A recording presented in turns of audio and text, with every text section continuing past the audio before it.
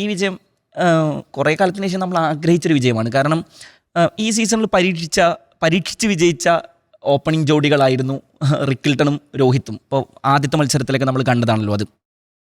അതേ ഓപ്പണിംഗ് ജോഡി ആവർത്തിക്കുകയും ആ ഓപ്പണിംഗ് പാർട്ട്ണർഷിപ്പ് ഒരു 140 മുകളിൽ ഫസ്റ്റ് വിക്കറ്റിൽ തന്നെ പാർട്ട്ണർഷിപ്പ് ഉണ്ടാക്കുകയും മൊമെൻറ്റം കൊടുക്കുകയും രോഹിത് പുറത്താവുന്ന സമയത്ത് 6 ഓവറിൽ 52 റൺസോ മതി മുംബൈക്ക് ജയിക്കാൻ എന്ന അർത്ഥത്തിൽ ടീമിൻ്റെ ഒരു സേഫ് സോണിൽ എത്തിച്ചതിന് ശേഷം അദ്ദേഹം മടങ്ങുക. ഇതാണ് ഈ ടീം ഈ കണ്ട കാലം അത്രയും ആഗ്രഹിച്ചിരുന്നത്.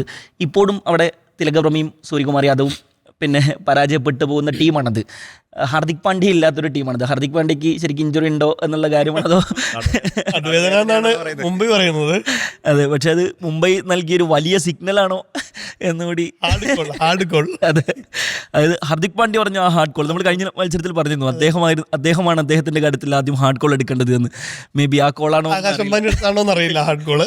അതെ, ഇന്നലത്തെ മത്സരത്തിലേക്ക് വരുന്ന സമയത്ത് വാങ്കഡയെ പോലുള്ളൊരു പിച്ചിൽ LSG നല്ലൊരു സ്കോറാണ് ഉയർത്തിയത്. പക്ഷേ LSGക്ക് ഈ മത്സരത്തിൽ 250 മുകളിൽ സ്കോർ ഉയർത്താൻ കഴിയുമായിരുന്നു എന്നുള്ളതാണ്. ഉദാഹരണത്തിന് അവർ പവർ പ്ലേയിൽ 90 മുകളിൽ റൺ സ്കോർ ചെയ്യുന്നുണ്ട്. ഇതുവരെ നിക്കോളസ് പൂരനെ കുറിച്ച് നമ്മൾ പറഞ്ഞുകൊണ്ടിരുന്നത് അദ്ദേഹം ഫോം ഔട്ടാണ്, സ്ട്രൈക്ക് റേറ്റ് ഇല്ല, മൊത്തത്തിൽ ഇൻ്റർനാഷണൽ കരിയറും അദ്ദേഹം ഉപേക്ഷിച്ചിരിക്കുന്ന സമയത്ത് ഫ്രാഞ്ചൈസി ക്രിക്കറ്റ് വരെ ഉപേക്ഷിക്കേണ്ടി വരുമോ എന്നൊക്കെ കരുതിയിരുന്ന ഒരു ഘട്ടത്തിലാണ് അദ്ദേഹം നമ്പർ 3 റോളിൽ വാങ്കഡയിൽ കളിക്കാൻ ഇറങ്ങുന്നത്. നന്നായി ഹിറ്റ് ചെയ്താണ് അദ്ദേഹം തുടങ്ങിയത്. പ്രത്യേകിച്ച് വിൽ ജാക്സനെ കൊണ്ട് അദ്ദേഹത്തിനെതിരെ ഓഫ് സ്പിന്നറായ വിൽ ജാക്സനെ കൊണ്ട് പരീക്ഷിക്കാൻ തീരുമാനിക്കുന്നു സ്കൈ. പക്ഷേ വിൽ ജാക്സന്റെ ഓവറിൽ 2-3 സിക്സ് അടിച്ചിട്ടാണ് അദ്ദേഹം തുടങ്ങുന്നത്. പിന്നെ ഗസാൻഫറിനെയും അദ്ദേഹം അടിക്കുന്നുണ്ട്. അപ്പുറത്ത് മാർച്ച് ആണെങ്കിൽ ജസ്പ്രീത് ബുംറയെ അടിക്കുന്നുണ്ട്. ജസ്പ്രീത് ബുംറ പവർ പ്ലേയിൽ ഇന്നലെ 2 ഓവറിൽ വിട്ട് നൽകിയത് 31 റൺസാണ് എന്നതാണ്. സോ ജസ്പ്രീത് ബുംറ സ്ട്രഗിൾ അവിടെ തുടർന്നുകൊണ്ടിരിക്കുന്നു. പക്ഷേ ജസ്പ്രീത് ബുംറ ഇന്നലെ ഡെത്ത് ഓവറുകളിൽ കുറച്ചുകൂടി നന്നായിട്ട് എറിയുന്നത് കണ്ടു. എന്ന് പറഞ്ഞാൽ അതെ, അവസാനം 3 ഓവറിൽ ഒരൊറ്റ ബൗണ്ടറിയാണ് മുംബൈ വിട്ട് നൽകിയത്. അതായത് ഈ സ്കോർ 250ലേക്ക് LSGക്ക് എത്തിക്കാൻ കഴിയുമായിരുന്നു വാങ്കഡയിലെ പോലെ പിച്ചിൽ. കാരണം അവിടെ പിന്നെ ചേസ് ചെയ്യാൻ വരുന്ന ടീം സ്വാഭാവികമായിട്ടും ഡെലിവറി ചെയ്യും എന്നുള്ളതാണ് അവിടെ വാങ്കഡയുടെ പൊതുവൊരു സ്വഭാവം.